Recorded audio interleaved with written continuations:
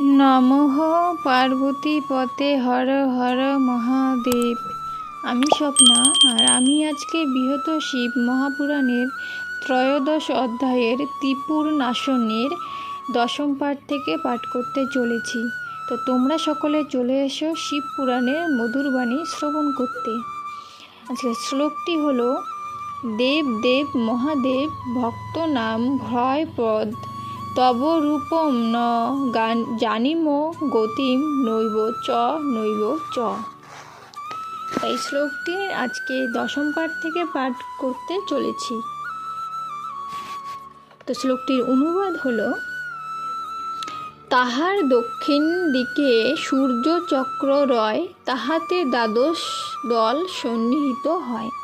দ্বাদশ আদিত্যময় সেই মহাদল, তাহাতে রথের জ্যোতি বাড়িল প্রবল। আর সেই রথের বামে চন্দ্র চক্র রয়, তাহাতে সরস দল রয়েছে নিশ্চয়। সেই দল সকল সরস কলাময়, তাহাতে ভূষণ রূপে নক্ষত্র নিশ্চয়।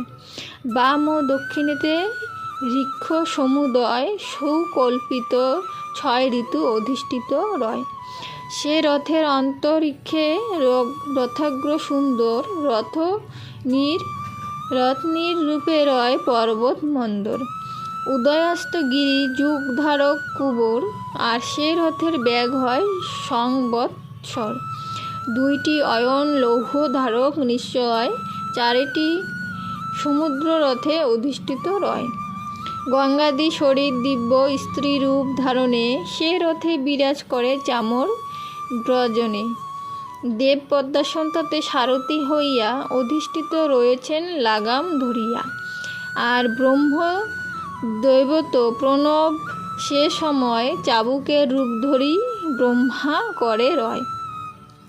নর্মদা মেখলাচল শস্ত্র রূপে রয়, তাহাতে মন্দর পার্শ্বদণ্ড রূপ হয়। সুমেরু কার্মুকরূপে চারূপে অনন্ত, সরস্বতী চাপ ঘণ্টি রূপে বিরাজিত। বেদ চতুষ্টয় রথে হয় অশ্বগণ, জ্যোতির্গণ সেই অশ্বগণের ভূষণ। মহাতেজা স্বয়ং বিষ্ণু বাণ রূপ তার, শল্যাস্ত্র রূপেতে অগ্নি রয়েছে আবার। এ ব্রহ্মাণ্ডে যাহা কিছু রয় অধিষ্ঠিত, সকল দ্বারাই রথ হয়েছে নির্মিত। এরূপে রথ সরকার মুখ প্রভৃতি, আর স্বয়ং পদ্মজনী হইল সারথি। তখন জগৎ প্রভু দেব মহেশ্বর, স্বর্গ মর্ত বিকম্পিত করি ভয়ঙ্কর। নানারূপে বিভূষিত সমর ভূষণ, অত্যদ্ভুত রথে করিলেন আরোহণ। সেইকালে ঋষিগণ স্তব আরম্ভিল, চৌদিকে অপ্সরাগণ বেষ্টিয়া রহিল। তখন ধরণীধর বিষ্ণু কর্ম বেশে, দিব্য সেই মহান রথের তলদেশে। মহাবিষ রূপেতে হইয়া সুমুখিত, সেই রথে যথাস্থানে করেন স্থাপিত। যুদ্ধ লাগি ভূতপতি সজ্জিত হইয়া, দানবগণের পুরুদ্দেশ করিয়া। মানস বায়ুর ন্যায় হয়ে বেগবান, সে সময় সেই রথ করেন চালন। তখন সকল দেবগণ ঋষিগণ শঙ্করের সুকর করেন স্তবন। আকাশ বাতাস কাঁপাইয়া সর্বজন, শঙ্করের জয়ের ধ্বনি কইল উচ্চারণ। তখন শিবের যেই রূপ মনোরম, বর্ণিবারে কেহ নাহি হইবে সক্ষম। দেবী পার্বতীও সেই হরের সহিত, ত্রিপুর বিজয় হেতু চলেন তড়িৎ। সে দেবের অগ্রে ব্রহ্মা বিষ্ণু বৃহস্পতি ইন্দ্র দিবাকর আদি যত সুরপতি, হল শাল মুসল ভূষণ্ড আদি লইয়া।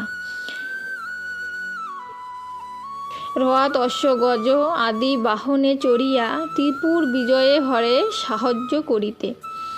একযোগে মহোল্লাসে চলেন তরিতে, দণ্ডপাণি জটাধারী যত মুনিগণ। তখন আনন্দে নৃত্য করে আরম্ভন খেচর চারণ সিদ্ধগণ ছিল যত, সেইকালে পুষ্পবৃষ্টি করে অবিরত। প্রকন্দ কম্পন কুন্দদন্ত প্রকম্পন হিমকর মহোদর জন্তা একানন শতজিহ অজবক্র শতাক্ষ পঞ্চাক্ষ দিশিরা তিশিরা হয় বক্র সহস্রাক্ষ গজবক্র অর্ধবক্র আদি যতগণ দেবতাগণের পিছে করিল গমন। পরে তারা বলা বলি করে পরস্পর, ক্ষণকাল মধ্য যিনি এই চরাচর বিনাশ করিতে পারে সেই পঞ্চানন, এরূপে সজ্জিত হন কিসের কারণ? এমন রথের বা কি ছিল প্রয়োজন? আর দেবগণেই বা সঙ্গে কি কারণ?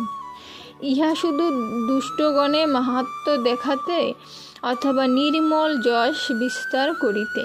সকল দেবতাগণে শিবেই সর্বজ্ঞ, অন্য কোনো জন নহে তার মতো বিজ্ঞ। এহেন মহেশ যবে হলেন সজ্জিত, সেই কালে পুরত্রয় হইল মিলিত। তাহাতে তুমুল হর্ষ করি সর্বজন, শঙ্করের জয়ধ্বনি দিলেন তখন। ধনুকেতে গুণ তবে করি আরোহণ, পাশুপত অস্ত্র শিবে করেন যোজন। ত্রিপুর উদ্দেশ্যে দৃষ্টি নিক্ষেপ করিতে, যেন পুরত্রয় দগ্ধ হবে এ মুহূর্তে। ব্রহ্মা কয়ে, হে দেবেশ, দৃষ্টিতে তোমার পুরত্রয় দগ্ধ হইয়া হইবে অঙ্গার। তথাপি আপন কীর্তি করিতে বর্ধন, ত্রিপুর নাসিতে স্বর করে নিক্ষেপণ। তখন শিবের স্বর করি আগমন, অবিলম্বে পুরত্রয় করিল দহন। রুদ্রের করিল পূজা সে যে সকল দৈত্য, শিবের প্রভাবে তারা লভে জ্ঞানপত্য। তখন হরের রূপ করিয়া দর্শন, অতিশয় ভীত হইলেন সর্বজন। বিস্ময় বেহুল চিত্রে দেবগণ পরে, ত্রিপুরারি মহেশের স্তব শুরু করে। আজকে শিব পুরাণের ত্রয়োদশ অধ্যায় বৃহৎ শিব মহাপুরাণের দশম পাঠ এবং একাদশ এবং দ্বাদশ পাঠ এখানেই সমাপ্ত করছি। বাকি পাঠগুলো এরপরে আবার পাঠ করব। তো সকলে চেষ্টা করবেন শিব পুরাণের এই মধুর বাণী শ্রবণ করার বা শিব পুরাণ পাঠ করার। আজকে এখানেই সমাপ্ত করছি। সকলে ভালো থাকবেন। ধন্যবাদ।